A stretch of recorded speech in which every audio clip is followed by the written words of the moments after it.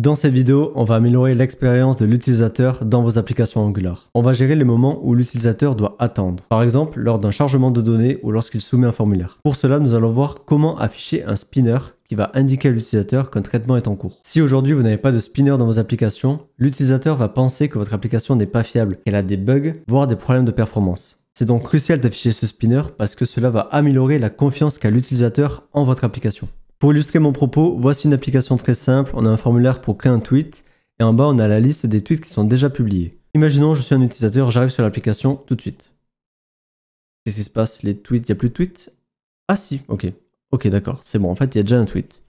Je vais créer maintenant un nouveau tweet. Je fais valider. Qu'est-ce qui se passe? Ça marche pas? Ah si, c'est bon, enfin. Vous voyez où je veux en venir? Quand on n'a pas de retour visuel, l'utilisateur va se dire qu'est-ce qui se passe? Est-ce que ça bug? Est-ce qu'il n'y a pas de données? Est-ce que mon formulaire, il y a une erreur dedans? Est-ce que c'est ma faute? Qu'est-ce qui se passe? En réalité, ce qui va arriver dans vos projets, c'est que côté serveur, vous allez souvent avoir un long traitement, ou alors vous allez devoir charger des fois beaucoup de données, ça va forcément mettre du temps. Et il y a autre chose que vous ne pouvez pas gérer, c'est la connexion de l'utilisateur. Alors là, malheureusement, ça dépend vraiment des cas. Et c'est pour ça qu'il faut toujours tester son application dans des mauvaises conditions, justement pour voir le feeling de l'utilisateur. Bref, on va corriger ça tout de suite. L'application que je vous ai montrée, ça correspond à un seul composant. Ici, nous avons le tweet component. En haut, nous avons la partie formulaire et en bas, nous avons la partie dernier tweet avec la liste des tweets qui est affichée avec un ng4. Dans la partie TypeScript, il y a deux choses. D'abord, dans le engine init, on a le chargement des tweets avec l'appel de getTweets. Ensuite, on a la méthode submitForm dans laquelle on va faire un appel à createTweet. Nous allons commencer par afficher un spinner lors du chargement des tweets. Pour cela, nous allons rajouter un attribut de type booléen qui va s'appeler loadingTweets. C'est avec cet attribut qu'on va afficher ou non le spinner.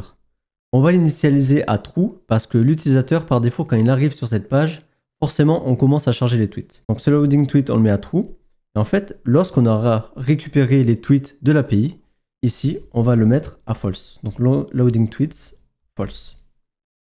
Si je vais dans la partie HTML, ici, je vais rajouter mon loader. Je vais afficher une div d'abord lorsqu'on charge les tweets. Donc avec un ngIf loading tweets. Et ici, je vais afficher mon spinner. Le spinner, vous choisissez celui que vous voulez. Moi, j'utilise Bootstrap, donc j'utilise le spinner de Bootstrap. Mais ça peut être très bien juste du texte qui marque chargement en cours, loading, ou un spinner à vous. Moi, j'utilise le spinner border de Bootstrap. De retour dans l'application, lorsque je fais F5, on voit bien qu'on a notre spinner qui s'affiche et qui disparaît une fois que les tweets sont récupérés. Donc ça, c'est fait, vous avez mis votre premier spinner pour les chargements de données. Maintenant, on va faire pour le formulaire. Ce que je vous conseille dans vos formulaires, c'est lorsque l'utilisateur clique sur le bouton Submit, d'afficher le spinner au sein du bouton Submit et à la fois de désactiver le bouton Submit pendant le chargement pour éviter que l'utilisateur soumette plusieurs fois le formulaire inutilement. Pour afficher ce spinner qui s'affichera uniquement lorsqu'un tweet est en train d'être créé, on va rajouter un booléen qui va s'appeler creatingTweet qu'on va initialiser à false. Ce booléen, on va l'utiliser dans la méthode submitForm qui est appelée lorsqu'on submit le formulaire.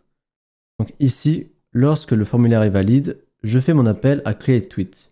Alors juste avant de faire l'appel, justement, je vais faire creatingTweet et je vais le setter à true. Et l'idée, c'est qu'une fois que le tweet a été créé, donc une fois qu'on est à l'intérieur de la méthode next du subscribe, et ici, on va rajouter le creatingTweet qu'on va mettre à false.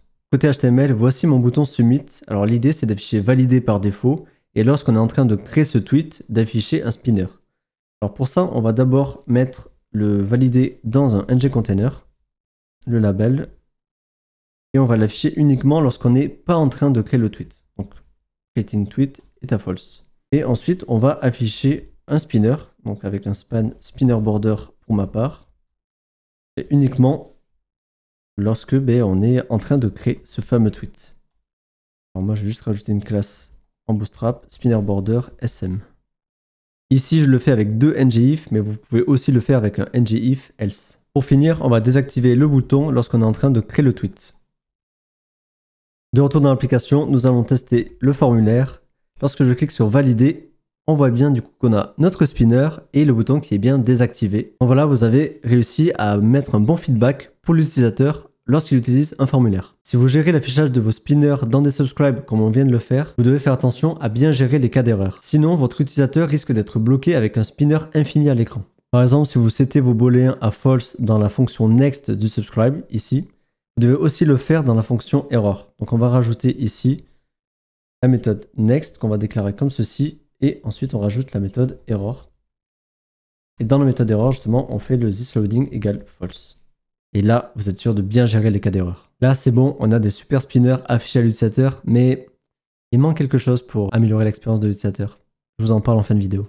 On est bon pour les spinners, je vous ai mis un lien dans la description, c'est le lien vers mon blog gaetanrousies.com où vous allez pouvoir retrouver l'article écrit correspondant à cette leçon. Dites-moi en commentaire si vous avez des idées de vidéos parce que ça m'aiderait beaucoup. Aussi, je vous invite à vous abonner parce que je vais continuer à poster des vidéos sur Angular. Pour finir, si vous voulez améliorer encore plus l'expérience de l'utilisateur, je vous conseille fortement de regarder cette vidéo juste là. Et moi, je vous dis salut, à la prochaine.